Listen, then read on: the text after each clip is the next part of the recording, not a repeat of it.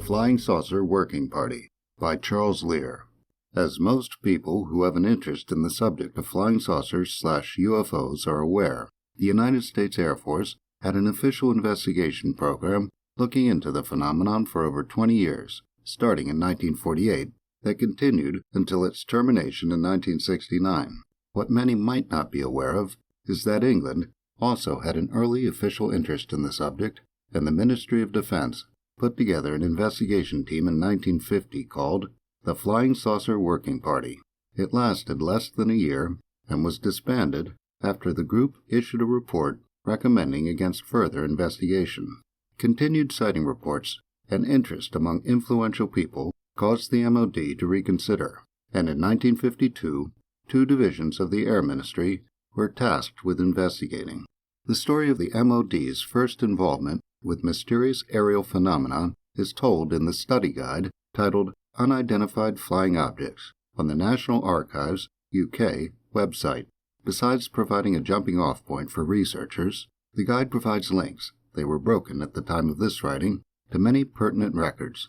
After defining what a UFO is, it begins with a history of official interest that starts in 1909. This was the year of the British airship, or scareship, mystery that involved reports of Zeppelin-like craft similar to those reported in the U.S. during a wave there that occurred around 1896. After that, the guide gets into the mystery lights, reported by Allied and Axis pilots over wartime Britain in the 1940s that were known to the USAF as Foo Fighters and termed night phenomena in British Air Ministry records, as well as the ghost rockets reported over Scandinavia.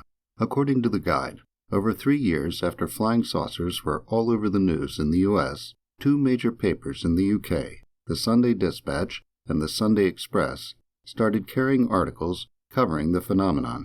The Express serialized Gerald Heard's 1950 book, The Riddle of Flying Saucers, the first saucer book published in the U.K., and the Dispatch carried excerpts from Donald Kehoe's 1950 book, The Flying Saucers Are Real, and Frank Scully's 1950 book, Behind the Flying Saucers, which were the first and second saucer books, respectively, published in the U.S. It was this coverage that is said to have led some influential people, including Earl Mountbatten and the retired Commander-in-Chief of Fighter Command, Air Chief Marshal Sir Hugh Dowding, to press the government for action. The action that was taken was at the behest of Sir Henry Tizard, who was Chief Scientific Advisor at the MOD. In 1950, Tizard requested that a small working party should be established in the Directorate of Scientific Intelligence/Joint Technical Intelligence Committee to investigate the phenomenon. This was dubbed the Flying Saucer Working Party. According to the guide, the FSWP was unknown to all but a very few, but an indication of its existence was discovered when a file containing correspondence between Winston Churchill and the Air Ministry was opened at TNA Ref PREM 11/855. A response, dated 9 August 1952, to Churchill's inquiry regarding the truth about flying saucers, contains the information that they were the subject of a full intelligence study in 1951.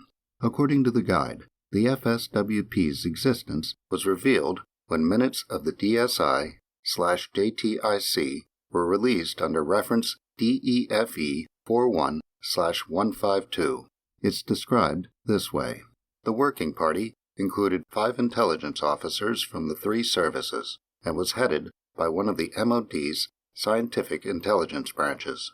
All the members were specialists in the field of scientific and technical intelligence.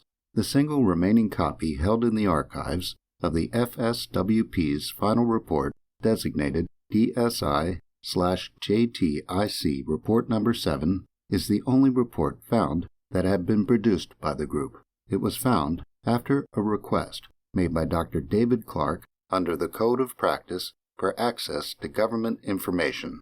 Another researcher, Georgina Bruni, is said to have acquired it at around the same time, and it was made available at the National Archives on 1 January 2002 under reference DEFE 44/119. The document, stamped discreet in larger letters over Secret consists of 5 pages and a cover. The cover indicates that this is copy number 17, put out by the Ministry of Defense, Directorate of Scientific Intelligence, and Joint Technical Intelligence Committee. It is titled Unidentified Flying Objects. The report starts off with sections numbered 1 through 3 under the heading Introduction Historical. The historical is covered in the first 2 sections, with the first one describing the ghost rockets and the second covering the 1947 report by Kenneth Arnold in the U.S. It is said he reported a saucer-like disk when he actually reported 9 crescent-shaped objects and the publicity that followed. The third section states that no objective evidence have been submitted, making it extremely difficult, if not impossible, to arrive at anything like scientific proof of the nature of the phenomena. Following this are sections 4 through 9, reviewing the findings of the USAF investigation operating as Project Grudge, which include a description of the 1948 Thomas Mantell incident and the conclusion that he died chasing the planet Venus. It is just after this that the team is said to have been informed in conversation with a member of the United States investigating team that the even more sensational report of the discovery of a crashed flying saucer full of the remains of very small beings was ultimately admitted by its author to have been a complete fabrication. This is almost certainly referring to Frank Scully and the story he told in his book. The next section of the report is headed Investigation of Incidents in the United Kingdom. The publicity given to the subject by the British press in 1950 is brought up. Some reports from that year are described, and they are explained as undoubtedly a meteorite in one instance, an optical illusion in another, and misidentification as the likely cause of many reports.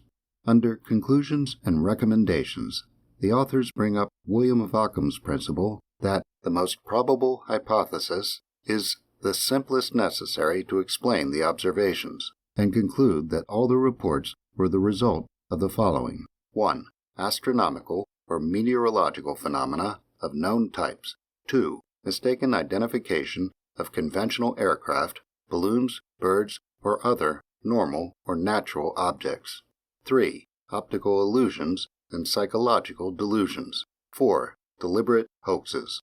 The report failed to ultimately stop the MOD from continuing to investigate UFO reports, but the USAF investigation, known as Project Blue Book, from 1952 until its termination in 1969, is far better known, probably due to the MOD's policy, discussed in the study guide, of destroying UFO files every 5 years up until 1967, because they were deemed to be of transitory interest. Because of this, it is said in the guide that most of the relevant files held in the archives tend to be dated from 1962 to 1979.